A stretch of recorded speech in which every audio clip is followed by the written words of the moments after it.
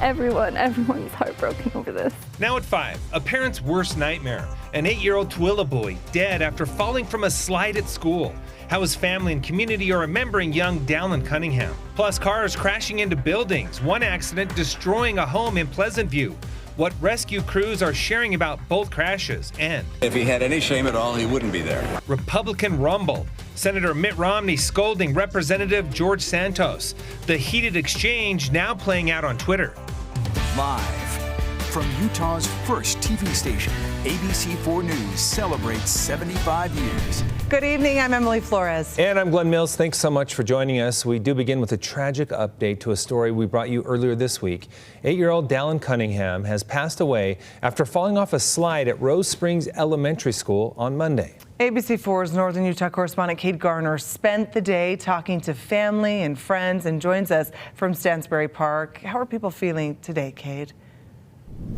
It is just such a sad day for the community here in Tooele County, but rather than focus on grief, they're celebrating the life of Dallin Cunningham. Now, his family and friends tell me he was full of life, full of fun, and full of love. My kindergartner, especially after, he said, "Mom, that's really sad."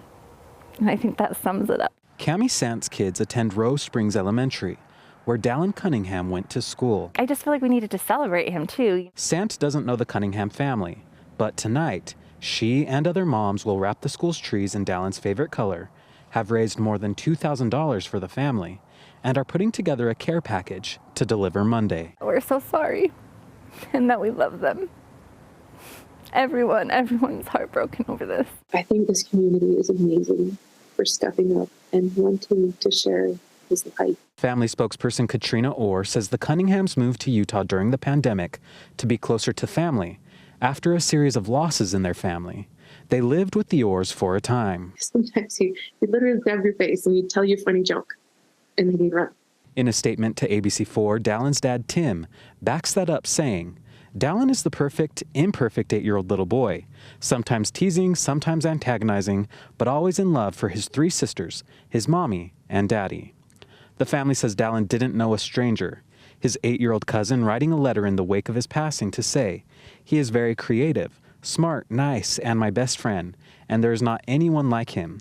He will be missed dearly, and Heavenly Father will watch over him." If they thought that giving you the shirt off their back would make you laugh or would bring you comfort or something, they would do it in a heartbeat. These are just some of the best people you'll ever meet. Orr says that love for others was a trait Dallin inherited. While living with the Orrs, Dallin, unprompted, wrote this letter to Orr, which states, "I love you so much and thank you for all you've done." She's set up a GoFundMe to help cover funeral costs. And in their grief, the family finds comfort in their faith. Tim writes, "We are heartbroken. We will miss his smiles, jokes, and his amazing mind. We are grateful for the plan of salvation and the knowledge of eternal families." For more information on how you can help the Cunningham family, visit our website at abc4.com. Reporting in Tooele County, Kate Garner, ABC4 News.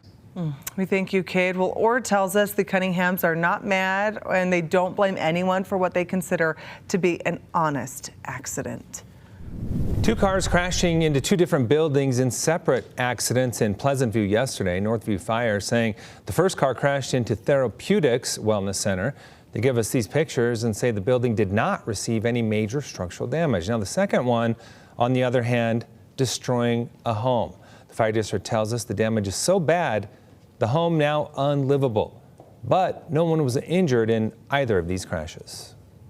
All right, let's head over for a first look at the forecast on this Wednesday. What can we expect as we head through the night, Alana? Oh, we've got a cold front moving through the area right now, and that's putting down just some light precipitation in portions of the state. Let's start with our storm tracker radar because we've watched this band of snow kind of migrate from north to south and now pushing into Utah County. But we know that light snow is out there and we're keeping a close eye on it. It's not a tremendous amount of moisture, and as we zoom on in, you can tell from Tooele over towards West Jordan, South Jordan, now Lehigh, the backside of the Wasatch, Park City, and Heber, part of this dealing with that precipitation. Salt Lake starting to quiet down and clear out. You see see that band kind of coming across. This front's going to move through, and it's going to open the door for colder air to move in, as well as the winds to kick up. So that's something we're going to definitely keep our eye on. Let's go ahead and take a look at some of that snow video, because this is what it looked like over in West Jordan. This is on Bangor, and you can see sloppy conditions on the roads. Thanks to Matt Bello for sending that our way. Alta also had snow coming down. We are going to pick up maybe an inch or two. Can barely make out the lodge as the snow continues to fall. Our current temperatures in the valleys, well, they're a little warmer. We are seeing temperatures above freezing as you look at those numbers, and that does include Salt Lake at 35, Ogden in that same arena, freezing in Logan, low 30s in Provo and the 50s down there in St. George. Colder air on the way as this front kind of moves through, and we've got new wind advisories we've got to break down. I'll do that coming up in my full forecast in just a few moments. Glenn, Emily, over to you. Lana, thank you. Ogden police still looking for the person who hit a crossing guard yesterday. They say it happened at Harp Street and Monroe Boulevard just before 7 in the morning. The crossing guard was setting up when a car driving southbound hit them and then drove off. The guard was taken to the hospital in stable condition, no children involved. If you were in this area and have any information that might help, Ogden police would like to hear from you. The number for you right there at the bottom of the screen. Tooele County, a Riverton High School student arrested for threatening multiple people at the school yesterday. According to the probable cause affidavit, the student threatening 3 school officers with violence. The teenager also refusing to leave and threatening to hurt anyone who came close. 2 resource officers had to get involved, and they say they evacuated a classroom in session. No one was hurt. The teenager arrested, though, now facing a lot of charges, including 1 count of terrorist threat, 1 count of school threat, and 2 counts of violence threat. And now to a news reporter arrested in Ohio while covering a press conference put on by the governor. Evan Lambert, a News Nation reporter, this is what you're watching, is in Ohio covering a massive train crash that leaked toxic chemicals from tankers. Well, during the press conference, News Nation says Lambert was live on television at the back of the room when police told him to stop. Officers then pushed him to the ground and arrested him. Lay flat, please. You guys, he's a national correspondent. You cannot do this. I'm a reporter with News Nation. It's all being recorded right now. Okay, Ohio Governor Mike DeWine apologizing during that same press conference, saying he allows reporters to go live while he's talking, also adding that he did not authorize the arrest.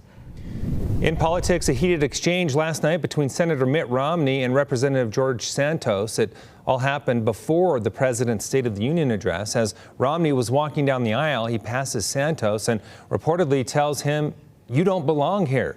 He also said Santos should be embarrassed for lying about his life story. Here's what Romney was telling reporters after that exchange. They're going to go through the process and hopefully get him out, but he shouldn't be there, and if he had any shame at all, he wouldn't be there. Santos also speaking to reporters about that heated exchange. And I think it's reprehensible that the senator would say such a thing to me in the demeaning way he said it. Wasn't very Mormon of him. Later that night, Santos tweeting Senator Romney, quote, "Just a reminder, you will never be president." Also at the State of the Union last night, Brittany Alconis was seen hugging President Joe Biden. She's the wife of Lieutenant Ridge Alconis, the Navy lieutenant with ties to Utah, serving time in a Japanese prison. He was sentenced to 3 years in October for negligent driving after he crashed his vehicle, killing 2 and injuring a 3rd. The Senate passed an amendment to a bill sponsored by Senator Mike Lee in December that will ensure benefits are paid to the lieutenant in Japan and his family in the States.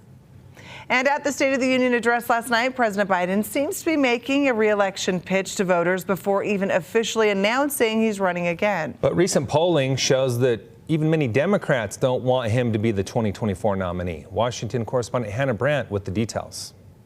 If President Biden wants another term, the polls say it's an uphill battle. But his party isn't ready to abandon him yet. I think if he decides he can do it, he can do it. I was riding with Biden from the very beginning.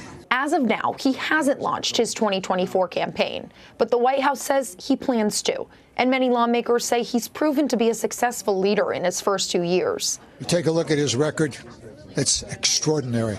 He's in a class by himself in terms of his achievements. Other Democrats are more non-committal in their support. It's up to the voters to make the decision if he's the person that they want. I'll defer to the president to make those choices. A recent AP poll found only 37% of Democrat voters say they want President Biden to run for a second term. He really hasn't gotten that bump that you would expect for the successes that he has. George Washington University professor Todd Belt explains people point to age as a top concern about the president's political future.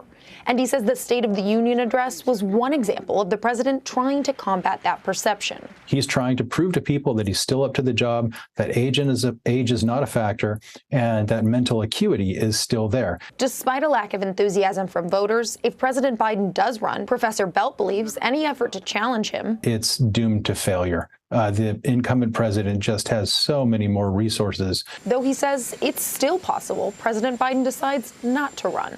In Washington, I'm Hannah Brandt. All right, thank you, Hannah. Still ahead, the latest on the devastating earthquake in parts of Turkey and Syria, what it means as the critical 72-hour window comes to a close. And we've got some sloppy conditions up north, but sunshine down south. Gorgeous shot from St. George, sitting in the upper 50s right now. They're looking at some enhanced gap winds as we head into the overnight and tomorrow morning. I'll explain why coming up in Utah's most accurate forecast.